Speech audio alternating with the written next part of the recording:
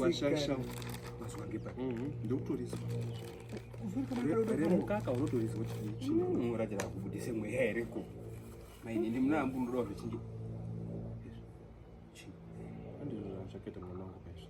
kudini nengo yakasvipa ichuka ngekukurasvi ukarora nesitima kuwana wemawindo ichachuka kasikira nebota rake wakutanga odawo chema uyo yarudoka sika kakatanga wachina pana tikasumudzi pati tizokakoni kasakuma yacho baba acho wana ndakasvika pana paina rendroti wacho mwana uyu mino yarendroti naikure iwe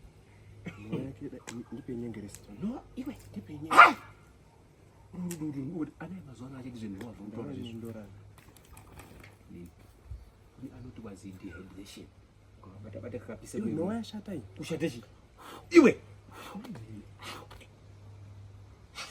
ina ndizopindira nyaya dzako mwana wakakuze tembe ona vazvoda anoenda kutaura dora varvateni iwe ndiri